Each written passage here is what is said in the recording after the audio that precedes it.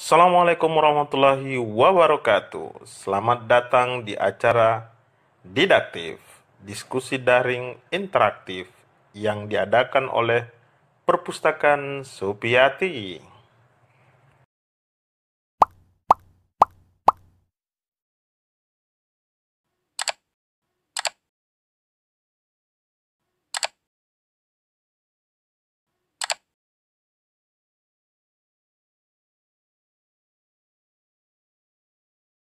Kenapa Kak? Ya, memang begitu. Kalau IG itu 1 jam Oh, mati dengan sendirinya. Makanya saya save dulu di IGTV oke. dan kemudian kita lanjut. Jadi begitu. Ya. eh, Bukan penyakit sih, gayanya Instagram. Ya, silakan dilanjut. Tinggal satu kayaknya yang belum ini tadi. Akhir, ini. Cintailah musuhmu ini adalah sebuah eh, tantangan ketika belas asih paling menantang, mencintai musuh sendiri itu. Ya, Ya, dengar. lanjut saja. Nah, ini Kata penyakit Karen yang paling Armstrong, bagus. ya, ini paling paling susah ini. Dan Paling tapi ini sulit itu. penting. Iya, iya. Kata Karen Armstrong itu asih ya. Belas asih tidak hanya disalurkan kepada orang yang kita orang yang tidak kita benci gitu, tapi juga orang yang kita benci gitu ya. Jadi kita juga perlu perlu bersikap belas asih kita kepada musuh kita sendiri gitu. Justru tantangannya di sini sebenarnya gitu. Nah, kata Karen Armstrong bahwa uh, saya memulai dengan sebuah pepatah dari penguasa bijak ya, yang saya kutip dari bukunya Karen Armstrong. Senjata adalah instrumen yang menandai kemalangan, ya, dan menggunakannya hanya ketika pilihan lain. Ya. Jadi senjata adalah instrumen yang menandai kemalangan dan menggunakannya hanya ketika tak ada pilihan lain.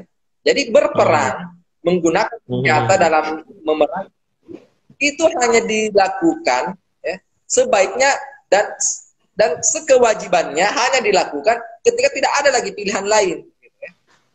Kalau pilihannya cuma berperang ya berperang. Gitu ya.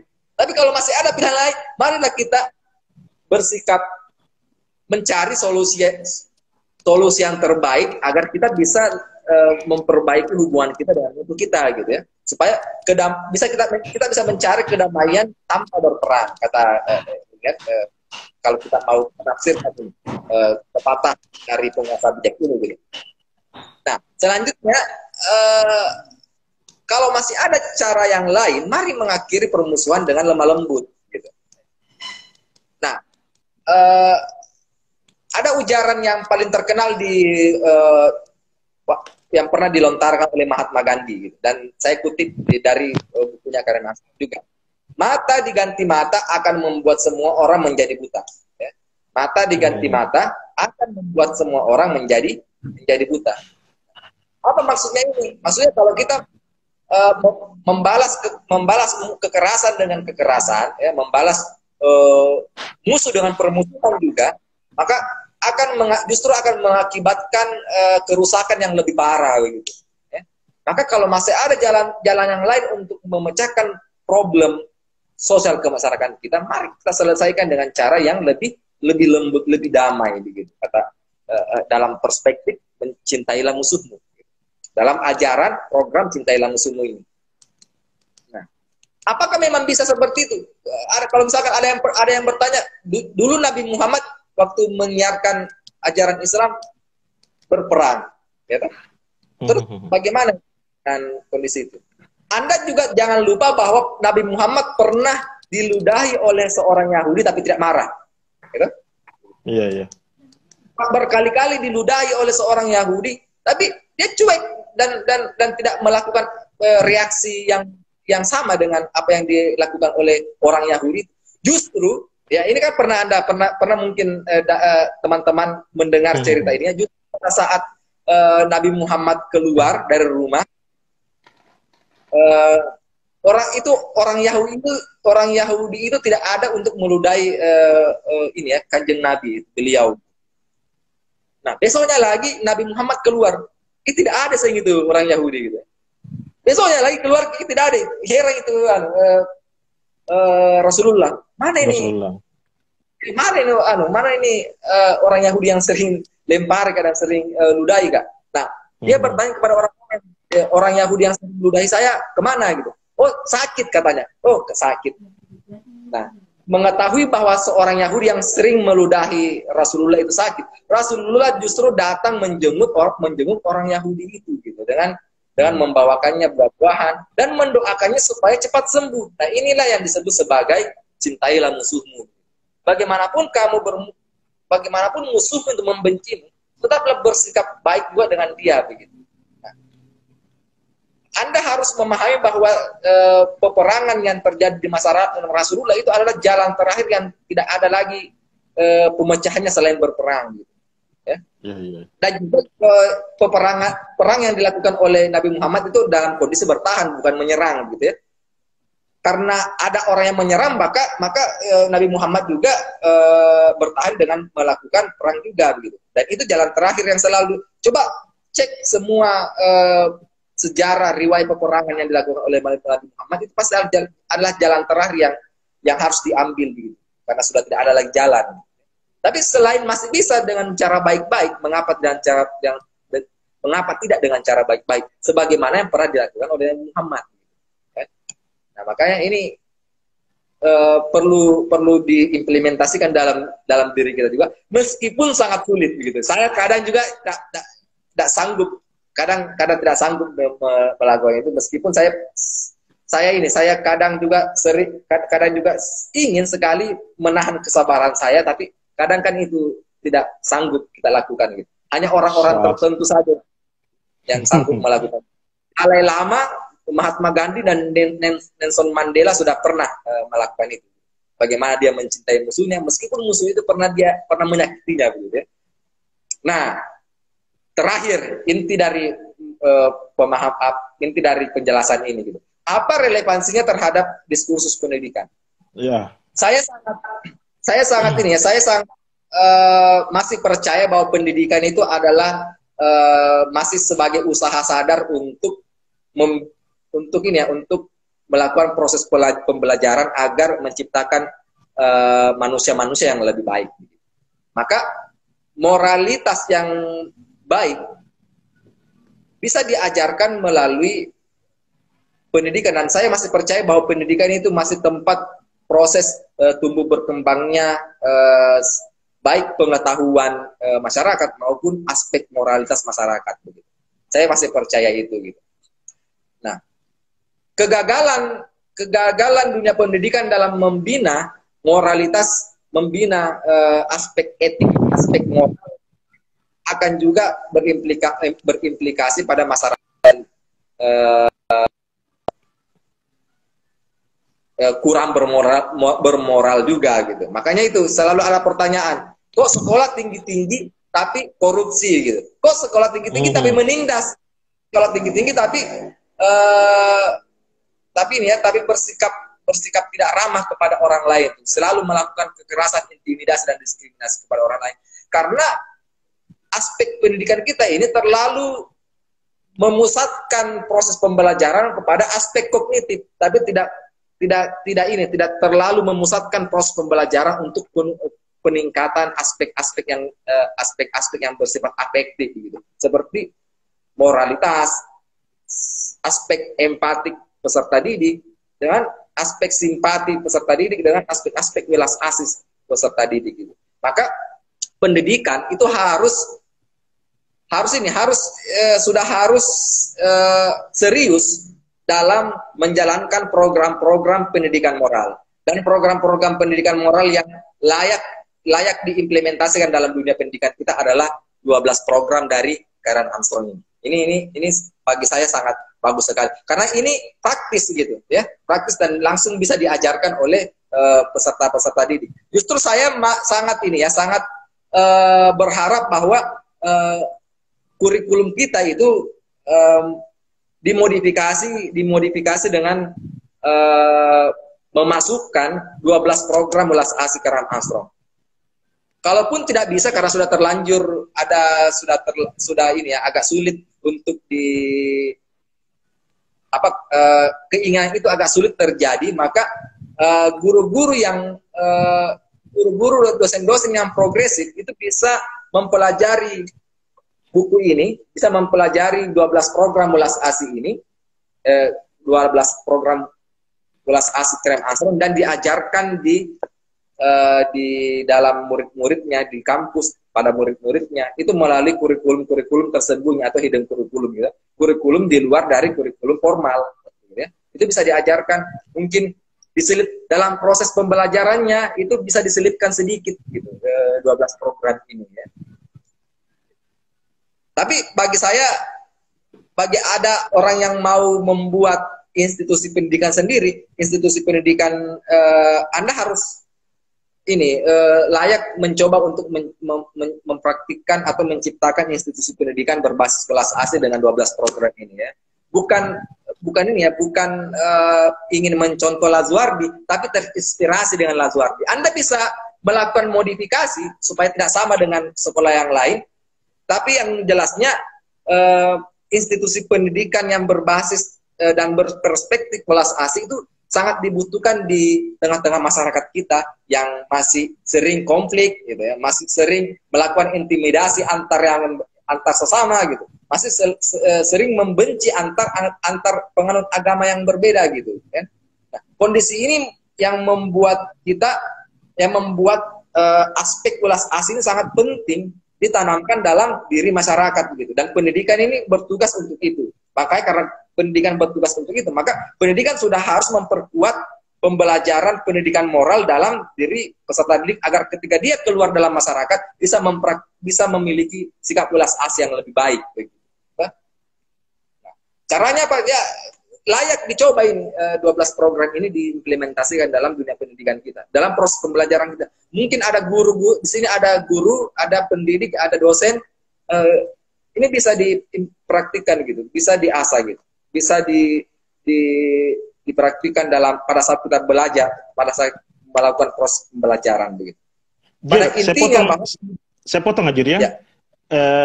Menurut Ajir, apakah memang sistem pembelajaran misalnya agama, PPKN dan sebagainya itu gagal, atau dia masih memiliki kekurangan?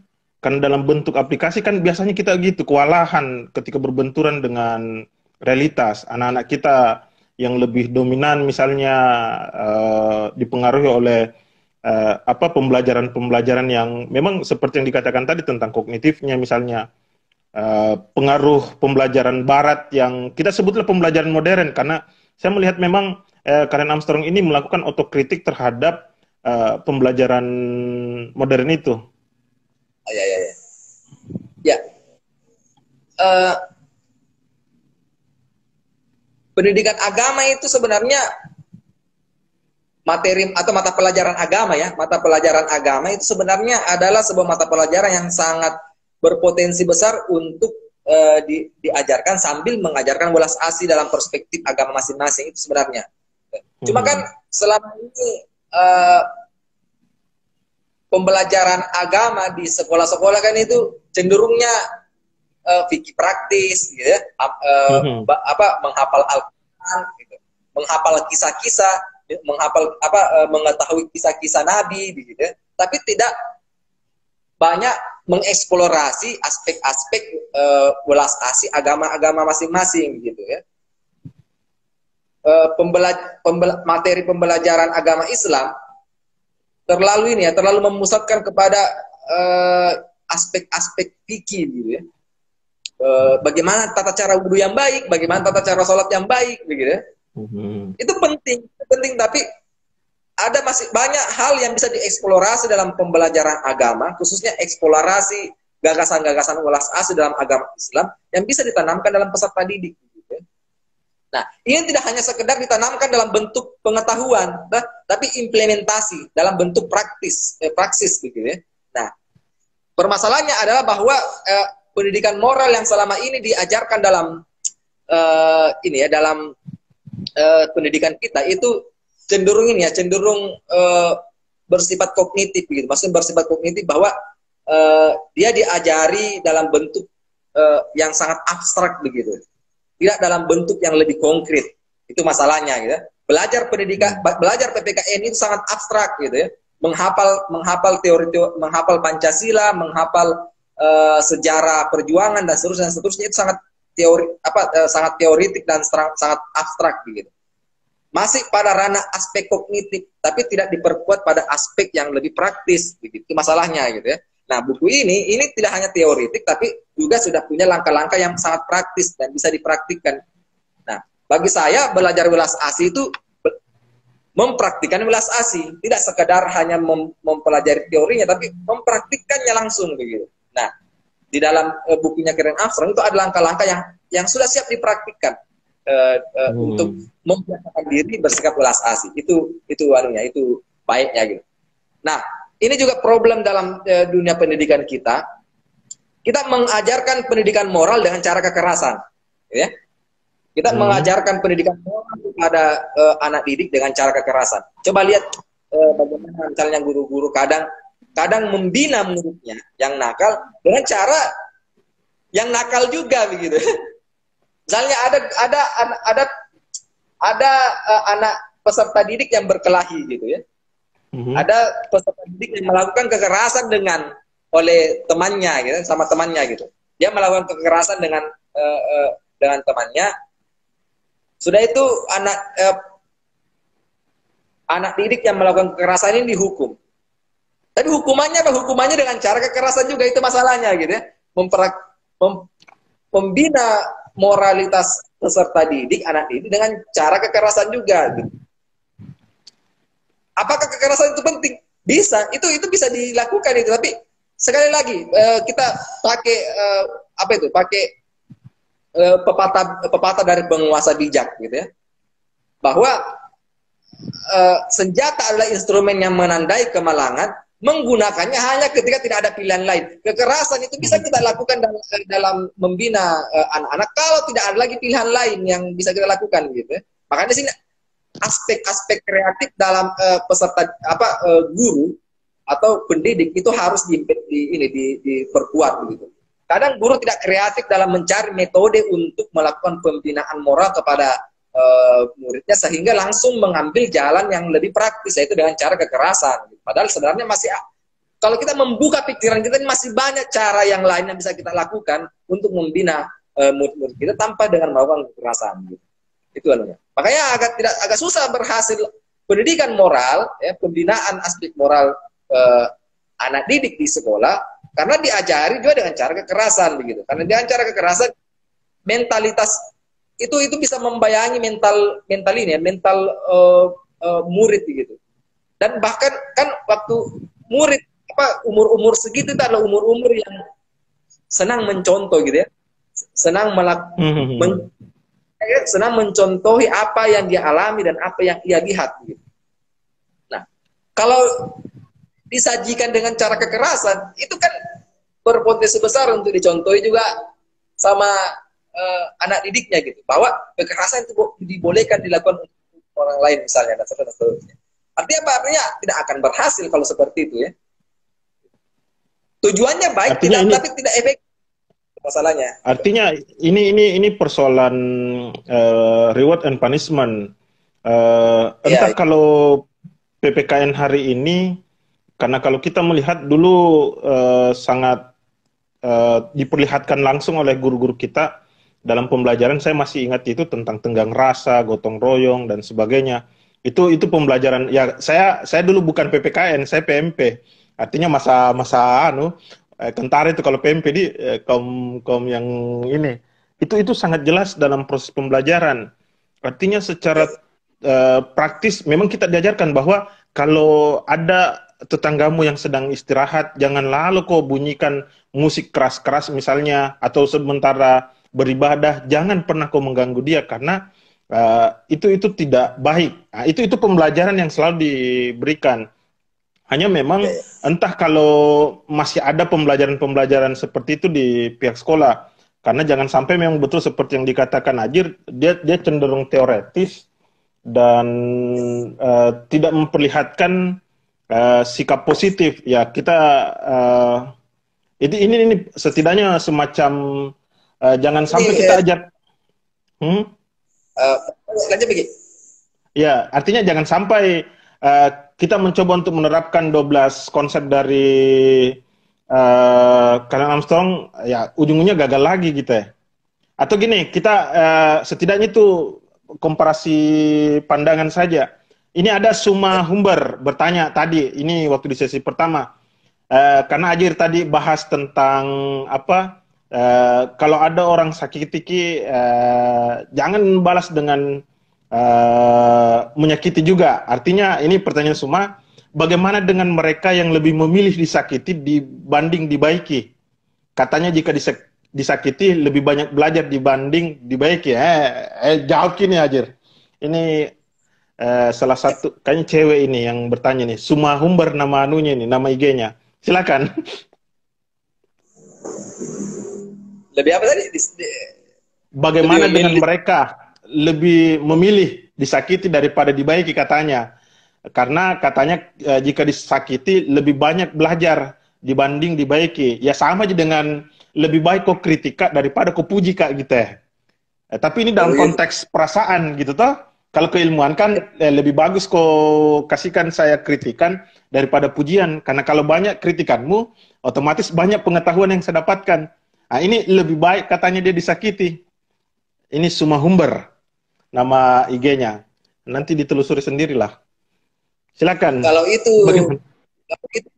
kalau itu prinsipnya, maka justru akan melanggengkan ini ya, melanggengkan kekerasan di dalam kehidupan masyarakat. Justru kekerasan itu harus dihindari gitu. Dengan cara apa? Dengan cara bersikap welas asih gitu. Saya agak kurang sepakat dengan konsep itu karena kita bisa belajar ini, kita bisa belajar apa? Kita bisa belajar tentang apa tadi pertanyaannya? Kalau kita disakiti? Ya, saya ulangi ya. Bagaimana dengan mereka yang lebih, intinya lebih senang disakiti daripada dibaiki. Logika sederhananya, Ajir lebih senang, atau kalau mau di dalam konteks sederhananya, lebih baik dia diputuskan daripada memutuskan, kurang lebih seperti itu kayaknya itu. Artinya lebih baik kau tinggalkan saya daripada meninggalkan gitu. Ya intinya lebih baik dia disakiti. Kayaknya begitu ya. Karena tapi semakin dia tersakiti. Tujuannya disakiti gitu. Senang disakiti karena apa tadi? Karena dia lebih banyak belajar. Kan sama Justru dengan begini, kritik itu. Justru Anda sebaiknya belajar sajalah dengan semua kemalangan yang pernah Anda lalui gitu. Jangan ditambah-tambahi sakit. Maksud saya begini gitu. Anda punya kemalangan, kesengsaraan masing-masing yang pernah Anda lalui gitu. Dan itu tidak disengaja gitu. Itu datang karena bukan karena disengaja, karena bukan karena kita senang gitu. Tapi memang kita alami tanpa disengaja gitu. Ya, tanpa kita kehendaki gitu. Nah, kemalangan, kesengsaraan itulah yang menjadi pusat pembelajaran Anda gitu. Supaya apa? Supaya kita bisa belajar dari situ begitu. Bukan dengan menciptakan kesedihan baru dengan sengaja meminta untuk disakiti begitu ya. Karena kalau sengaja meminta untuk disakiti, maka kita justru memberikan keleluasaan orang-orang untuk bersikap tidak bagus, tidak baik, tidak adil, intimidatif, diskriminatif kepada kita gitu. Justru itu yang harus dihindari.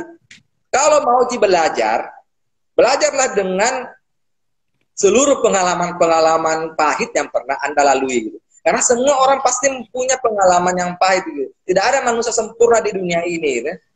Dari kecil kita hidup bertahun-tahun sampai sekarang, pasti kita ada momen-momen di mana kita pernah merasakan kepahitan gitu. Pernah merasakan momen-momen kelam. Dan itu pasti masih tersimpan dalam imajinasi mental kita, masih tersimpan dalam ingatan memori kita. Itu saja yang kita bangkitkan dan kita belajar di situ, belajar untuk mengasihi diri sendiri supaya bisa mengasah welas asih kita dan bisa dipraktikkan kepada orang dalam kehidupan sehari-hari kita.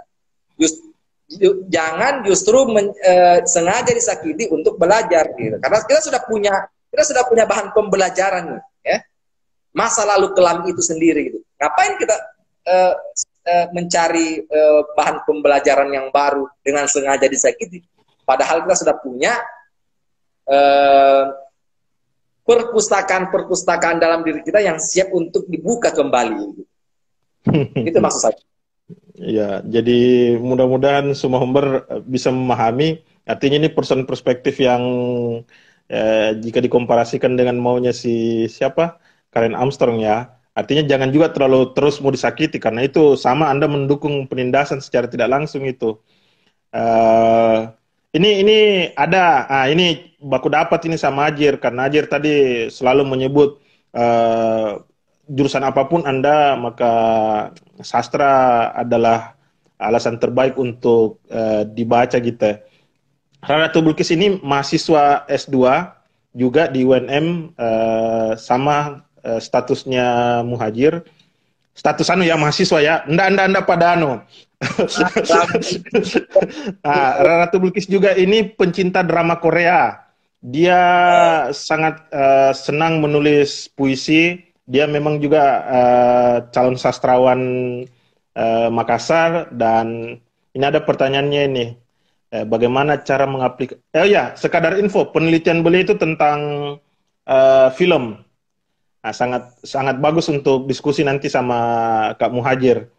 Pertanyaan, bagaimana cara mengaplikasikannya kepada siswa di sekolah dengan karakteristik siswa yang multikultural? Justru ini menarik. Dia sebenarnya menguatkan di sini kalau secara tidak langsung. Gini, bagaimana cara mengaplikasikannya kepada siswa di sekolah dengan karakteristik siswa yang multikultural? Justru ini lebih bagus. Utamanya menumbuhkan sifat empati terhadap sesama. Nah, itu pertanyaannya. Artinya memang secara tidak langsung justru lebih bagus lagi kalau multikultural atau multiagama. Kalau multikultural justru lebih bagus, karena kita sudah punya medan laboratorium ceritanya, medan laboratorium siap untuk yang siap untuk dipakai untuk mengasah sikap ulas asih kita. Dengan cara apa? Dengan cara melatih diri kita untuk bersikap ulas asih antar ini siswa-siswa yang berbeda secara kebudayaan dan tradisi keagamaan pada diri kita dengan kita gitu ya. Nah, saya ingin mengangkat persoalan maraknya perilaku bully di sekolah gitu ya. Atau perundungan perundungan, kita gunakan istilah perundungan. Perundungan ya. Iya, ya. Ya, lanjut. Nah, selalu melakukan perundungan. Itu artinya bahwa pendidikan moral di sekolah-sekolah itu masih belum berhasil. Karena belum saja selesai pendidikannya itu sudah terbiasa melakukan perundungan gitu ya. Iya, betul. Nah, bagi saya kalau sekolah itu multikultural justru bagus bagi saya gitu ya. Karena kita bisa menjadikannya laboratorium ulas asih gitu untuk mengasah sikap ulas asih kita. Nah, karena kalau multikultural seperti itu modelnya, berarti kita sudah siap untuk mengimplementasikan 12 program ini gitu. Sekolah Lazuardi itu mencoba untuk menjadi sekolah yang plural juga gitu, karena mereka juga membuka anak-anak inklusi gitu ya. Jadi mereka juga menerima siswa-siswa yang inklusi gitu ya, siswa-siswa yang tanda petik berkebutuhan spesial gitu ya. Berkebutuhan khusus. Iya. Khusus gitu ya. Spesial gitu. Nah, bagi saya itu langkah yang cemerlang itu, karena dari situlah siswa bisa saling menghargai, siswa bisa saling tolong menolong, siswa bisa saling memahami perbedaan masing-masing dan bisa mengasah sikapnya terhadap yang lain gitu, terhadap minoritas gitu ya. Anggaplah misalnya siswa yang berkebutuhan spesial, kebutuhan khusus itu prioritas dalam sekolah itu. Nah, siswa bisa diajak untuk bagaimana cara menghargai perbedaan-perbedaan, menghargai kekurangan-kekurangan orang lain gitu ya. Nah, justru sekolah yang multikultural itu justru bagus sekali gitu. Saya sarankan ketika misalkan Anda punya uang banyak dan ingin membuat institusi pendidikan, ya, bagi siapa saja yang menonton ini, yang ingin membuat institusi pendidikan yang swasta juga, ya, baiknya menerapkan sistem pendidikan multikultural, gitu ya. Pokoknya terima sama saja gitu, dari kalangan agama, budaya, dan negara yang berbeda-beda, supaya di situ kita bisa menjadikan laboratorium belas asih untuk bagaimana membiasakan anak didik saling empati, saling berwelas asih kepada yang berbeda, dan saling menghormati yang berbeda.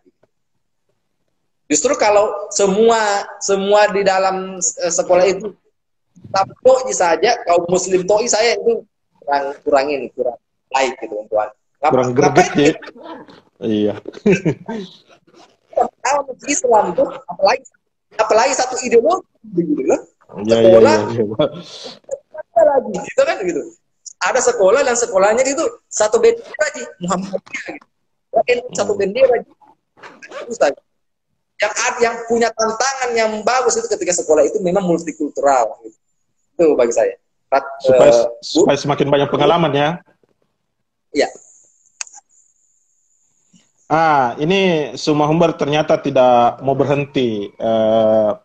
Bukannya saat menerima, ini kata Suma, bukannya saat menerima keberadaan dengan orang lain, bukankah diterima dengan ulas asih? Itu ada anunya. Saya ulang ya, bukannya saat menerima keberadaan dengan orang lain, bukankah diterima dengan ulas asih? Artinya, kita menerima disakiti seperti yang dialami oleh Mahatma Gandhi. Mungkin ini berkaitan juga dengan konsep kalau tadi yang diberikan contoh oleh Muhajir di poin ke-12 itu kan ada yang disebut dengan love your enemy. Jadi cintai musuhmu.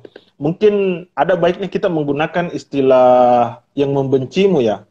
Karena kalau setahu saya Rasul tidak pernah menganggap orang lain itu sebagai musuh. Justru orang itu yang membenci dia. Ya ini istilah saja untuk mempertegas saja bahwa musuh adalah orang yang patut untuk dicintai, karena boleh jadi dia justru menjadi teman terkuatmu nanti. Sama dengan Umar bin Khattab kan begitu, dia termasuk musuh yang keras di masa itu, lawan berat lah kita sebut. Justru dia memperlihatkan ulas asih yang dilakukan oleh Rasulullah. Nah ini yang kemudian dia maksud si Suma. Justru kalau saya semakin disakiti, saya tidak ingin membalasnya, biarkan kau menyakiti saya, justru saya akan memperlihatkan sikap-sikap positif kepada Anda. Bukankah itu bagian dari konsep ulas asih? Yang dia maksudkan Karen Armstrong ya? Gitu, Jer. Baik, tapi yang saya tolak itu adalah kesengajaannya untuk disakiti, gitu ya. Iya. Begini, kehidupan kita pasti ada orang yang akan menyakiti kita, gitu ya. Biarkanlah berjalan secara alamiah, jangan cari orang supaya orang bisa gitu. Biarkanlah berjalan secara alamiah. Ketika nanti kemudian hari ada orang yang menyakiti kita, nah, disitulah bisa dipraktikkan program ke-12 tadi itu ya. Jadi kesakitan kita itu biarkanlah terjadi secara alamiah, jangan disengaja gitu. Karena kalau disengaja itu berarti kita membuka ruang ya, untuk tadi kan, membuka ruang untuk membiasakan orang untuk melakukan kebencian, melakukan kekerasan begitu ya. Justru kalau bisa tidak ada orang yang sakiti Ki begitu. Tapi kalau ada orang yang sudah sakiti Ki, ya, nah, maka di situ lagi bisa kita praktikkan program ke-12 tadi. Misalnya kalau ada orang yang sakiti Ki, lantas orang yang sakiti itu masuk rumah sakit karena masuk rumah sakit misalnya apa? Ya bisa kita mencoba itu bersikap ulas asih atau melatih sikap ulas asih kita dengan berani datang tanpa malu datang menjenguk orang tersebut, beliau gitu, menjenguk dia gitu ya. Nah, untuk ujian bagaimana kita bersikap ulas asih kepada musuh kita. Ya. Tapi sekali lagi bahwa bukan berarti kita mau melanggengkan ini ya, melanggengkan kondisi, melanggengkan situasi, melanggengkan situasi apa? Kan agar orang-orang yang musuh-musuh itu eksis begitu. Justru kita sambil mencintai musuh kita, sambil kita melakukan dialog kreatif kepada musuh kita gitu, agar tercipta sebuah pertemanan yang agar permusuhan itu menjadi reda gitu ya. Jadi jangan pasif. Ini harus ditekankan bahwa jangan pasif dalam mencintai musuh kita, tapi lakukanlah sebuah pertemuan kreatif, dialog kreatif. Ketika misalkan Anda menerapkan sikap ulas asih kepada musuh Anda, ketika misalkan Anda bertemu dengan musuh Anda, ya, dalam sebuah momen yang tidak Anda kira gitu ya, bersikap baiklah kepada musuh Anda itu sambil melakukan dialog, interaksi kreatif terhadap musuh Anda gitu, supaya tercipta sebuah relasi yang harmonis antara Anda dengan musuh Anda itu, supaya musuh Anda lagi musuh Anda gitu ya. Karena Nabi Muhammad itu kan begitu caranya.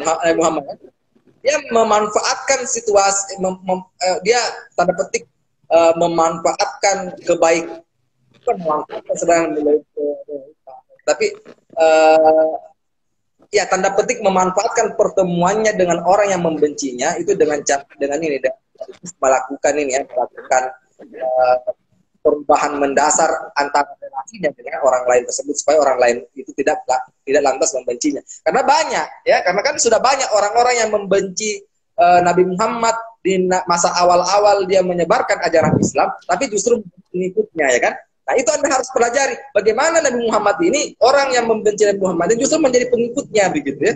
Anda harus mempelajari cara Nabi Muhammad. Makanya tadi saya bilang kan Karen Astro menerangkan bahwa pelajari secara mendalam gagasan konsepsi welas asih dan tradisi agama-agama kita.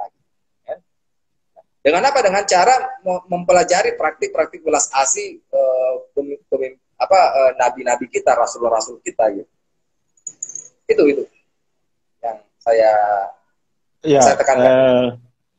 Itu juga yang saya bilang tadi itu tentang film di Indosiar, lebih banyak menyajikan bentuk-bentuk ya, kita sebutlah film-film di televisi menyajikan sajian yang lebih kebanyakan penindasannya, lebih banyak menyakitinya. Pas sudah berbaikan ya habislah film itu. Kan itu yang terjadi. Ini ada dari Muhammad Husain Hasan. Apakah dengan mengembalikan pendidikan etika moral di sekolah bisa menumbuh kembangkan ulas asih bagi siswa? Nah itu. Apa tadi? Sudut pandangnya. Apakah dengan mengembalikan pendidikan etika moral di sekolah bisa menumbuh kembangkan ulas asih? Justru saya melihatnya lebih bagus dibalik ini. Artinya ulas asih dari Karen Armstrong menjadi nilai tawar, kira-kira akan membentuk generasi yang betul-betul paham bagaimana cara menghargai orang dan sebagainya. Silakan. Tergantung dari caranya diajarkan gitu. Ya. Tergantung diajarkan. Makanya posisi yang paling inti dalam proses pendidikan moral itu, apalagi kalau kita hendak mau menerapkan 12 program welas asih ini, mengajarkan 12 program welas asih di sekolah-sekolah kita. Subjek yang paling penting di situ posisinya adalah guru, gitu ya. Kalau guru kita tidak berhasil menumbuhkan welas asih dalam dirinya itu, bagaimana caranya? Makanya tadi program-program awal dari itu adalah belajar welas asih dan welas asih pada diri sendiri gitu. Itu untuk menumbuhkan sikap welas asih dalam diri kita gitu. Ya. Jadi asih ini harus dulu kita kuasai. Kita bisa dalam diri kita, baru kita ajarkannya kepada orang lain gitu. Artinya ini harus paham dulu apa yang dia ajarkan, baru dia praktikkan baru dia bisa ajarkan, transferkan kepada murid-muridnya. Yang pertama. Yang kedua, ini harus digodok dengan sebuah metode pembelajaran. Jadi ini harus diajarkan melalui metode pembelajaran yang tepat dipraktikkan dalam mengimplementasikan 12 program belas asing.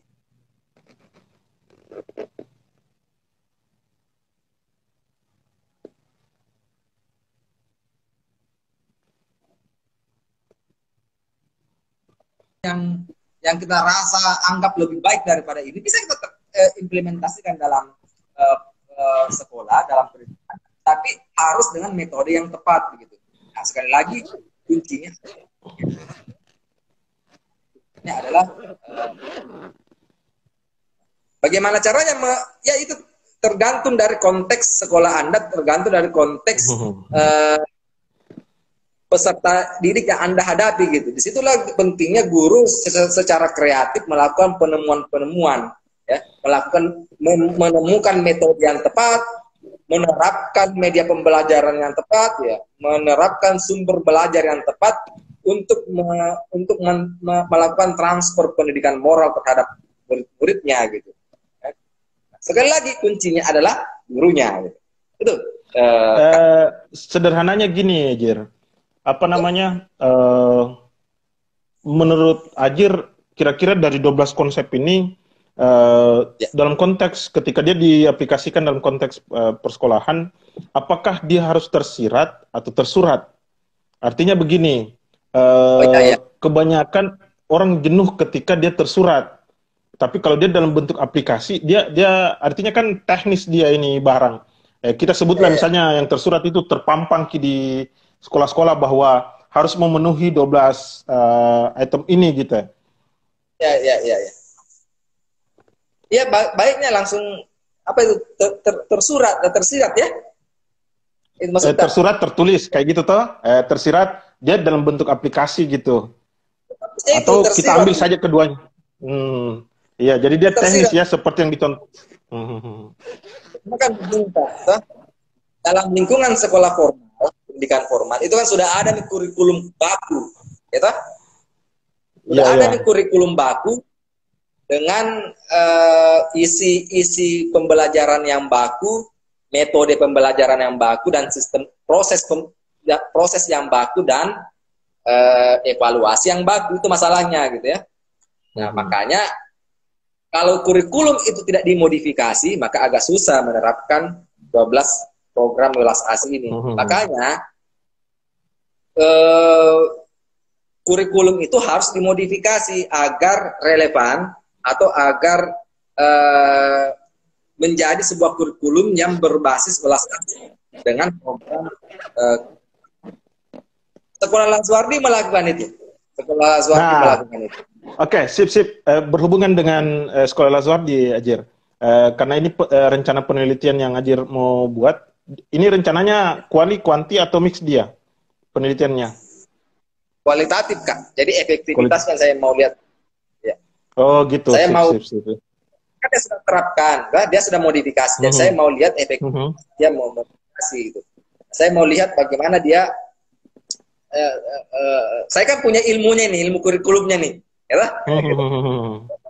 bagaimana dia memodifikasi kurikulumnya, apakah sesuai dengan standar teori yang ada, dan bagaimana efektifnya itu, bagaimana efektivitas pada saat dia mengimplementasikan pembelajaran berbasis welas asih itu, gitu ya. Nah, itu kan bisa dilihat kalau sudah ada penelitian, kan ini kita belum. Iya, baru gagasan awal. Belum lagi saya ke sekolah observasi karena kan corona tuh. Iya. Nah, saya bicara sama gurunya, cuma belum ketemu dengan kepala sekolahnya begitu. Semoga diizinkan dan bisa saya selesaikan tesis saya itu, supaya menjadi rekomendasi untuk sekolah bahwa ada loh ya sekolah yang berbasis welas asih pertama di Indonesia lagi yang sebaiknya bisa jadi recommended untuk jadi sekolah percontohan gitu untuk pengembangan pendidikan moral di sekolah-sekolah. Karena pendidikan moral ini sekali lagi pendidikan moral ini yang agak menjadi minoritas dalam pendidikan, karena aspek kognitif itu dan aspek keterampilan yang paling kuat, menguat diajarkan dalam praktik pendidikan kita, karena dianggap bahwa itulah yang itulah yang bisa membuat anak didik ini bisa cepat dapat ya. Skill, pengetahuan inilah yang membuat peserta didik bisa gampang PNS, bisa dapat kerja di industri-industri ternama gitu kan. Makanya kadang pendidikan moral ini diabaikan gitu, karena tidak kurang relevan gitu, terhadap untuk dibawa melamar pekerjaan misalnya gitu ya. Padahal ini mereka harus dipahami bahwa murid ini selain dia bertujuan untuk mencari pekerjaan, mereka kalau keluar dalam institusi pendidikannya harus berinteraksi dengan masyarakatnya gitu. Interaksi dengan masyarakat ini diperlukanlah kemampuan, kecakapan moral yang bagus gitu ya.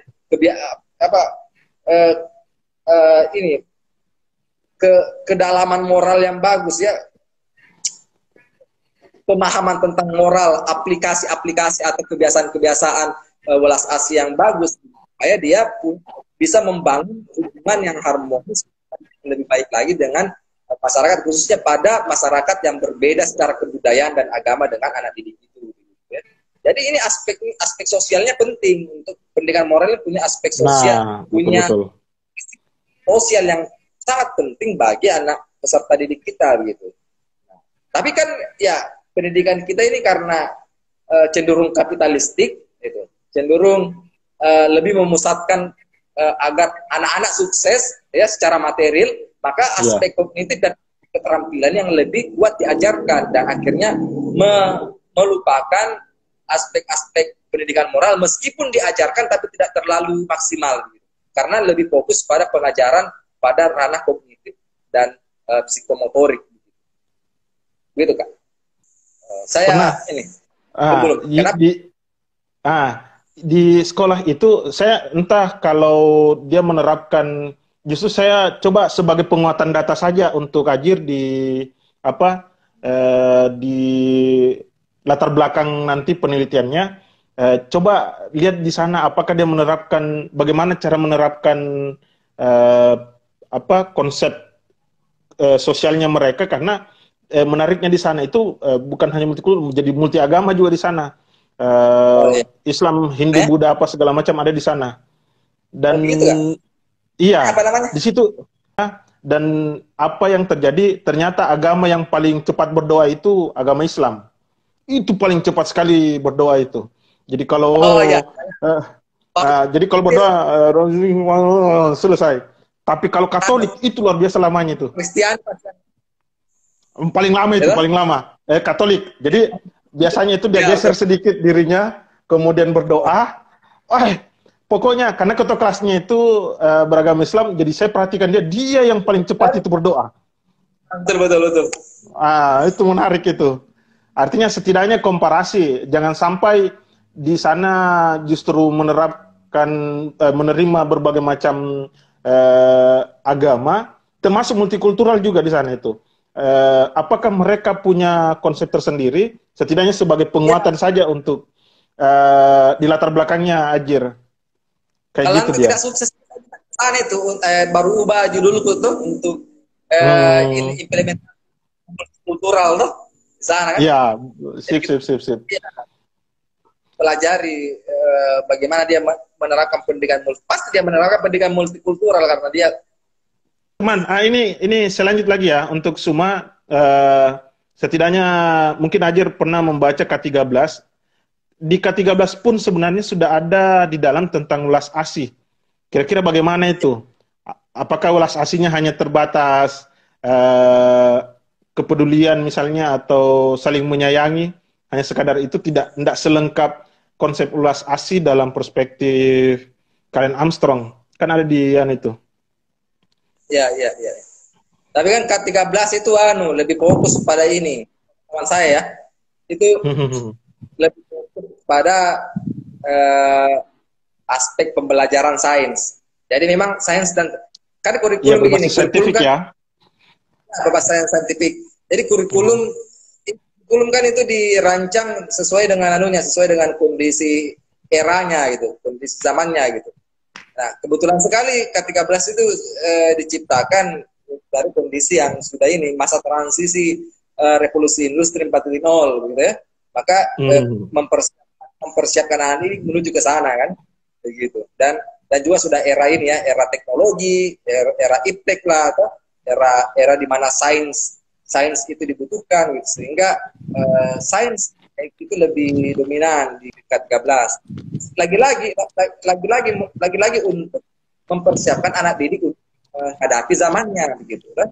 Tapi kan begini masalahnya, kekerasan, kebencian, intimidasi, diskriminasi itu kan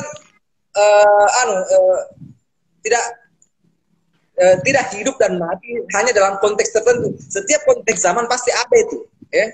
Kekerasan, intimidasi, diskriminasi, dan makanya apa? Makanya pendidikan di setiap zaman pun itu harus memperkuat aspek pendidikan moral gitu. Nah, harus diketahui bahwa memang paling susah itu mengajarkan ya, memang paling susah itu menanamkan nilai-nilai pendidikan moral dalam diri peserta didik. Karena peserta didik tidak hanya mendapatkan pendidikan di dalam lingkungan formal saja ya, gitu. Beberapa jam jika dong belajar ya gitu. Keluar lagi di masyarakat, ketemu sama teman-temannya, ketemu sama berbaur dengan masyarakat sekitar, itu bisa lagi dicemari ya kan, anak didik bisa lagi dicemari oleh masyarakatnya gitu. Bahkan mungkin tidak mendapatkan pendidikan moral yang baik di lingkungan pendidikan informalnya atau pendidikan keluarga begitu. Nah, saya itu punya pandangan seperti ini, bahwa antara pendidikan informal dengan pendidikan formal itu harus bekerja sama begitu ya, harus bekerja sama. Bekerja sama dalam hal apa? Bekerja sama dalam hal menumbuhkan, melakukan pembelajaran pendidikan moral kepada peserta didik. Begitu. Ya. Nah, lingkungan keluarga itu harus menjadi lingkungan pendidikan yang efektif juga buat perkembangan anak didik begitu. Karena banyak pemahaman orang tua begini, itu mendidik anak-anak itu urusan pendidikan formal gitu. Padahal mereka tidak tahu bahwa lingkungan keluarga juga itu masuk dalam teori pendidikan itu masuk juga dalam ranah pendidikan yang apa yang kita sebut sebagai pendidikan informal. Justru anak-anak itu dididik pertama kali di dalam lingkungan keluarganya gitu. Nah, kalau pendidikan moral di lingkungan keluarganya sudah cacat, maka pas anak didik masuk dalam lingkungan pendidikan formal itu pasti akan membawa kecenderungan yang didapatkan dalam lingkungan keluarganya gitu. Jadi sebelum masuk itu peserta didik dalam lingkungan pendidikan formalnya sudah harus diajarkan dengan baik, khususnya pada aspek-aspek pendidikan moral di lingkungan keluarganya. Maka apa? Maka orang tua, baik ibu dengan bapak, ayah itu sudah harus bersiap menjadi pendidik di lingkungan pendidikan informal di keluarganya. Jadi bagi yang belum menikah, ya itu sudah harus mempersiapkan diri untuk menjadi pendidik. Begitu.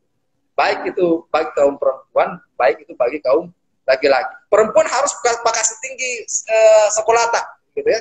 Jangan menganggap bahwa perempuan tidak bagus, tidak perlu tinggi sekolah. Justru perempuan itu penting untuk sekolah tinggi-tinggi, karena dia akan menjadi pendidik dalam lingkungan keluarga, dalam pendidikan informal. Gitu kan? Sip. Ya, saya pikir karena ini ternyata sudah 5:30, mungkin ada kalimat. Cuma ini agak serius pertanyaan saya. Muhajir MA SPD ya? Ya. Di ijazah begitu? Ya. Muhajir SPD. Ya. Oh, enggak pakai MA di situ ya? MA itu tambah-tambah aja. Itu dulu ada alasan tersendiri kan kenapa MA ditambahin kan. Oh, jadi itu bukan your father's name? Ya? Bukan namanya bapak? Ya, itu. Bukan. Gitu. Tapi kalau di jasa tidak pakai, tapi di jasa tidak pakai ya? Oke, sip, sip, sip. Saya pikir, ya, artinya gagasan atau tawaran dari sebenarnya banyak hal yang masih ini bisa jadi penambahan buat Ajir kalau mau misalnya menguatkan penelitiannya, yang pastinya perkuat saja fokusnya, lokusnya, dan modusnya dalam penelitian itu. Kalau tiga hal itu sudah ada, pasti akan kuat.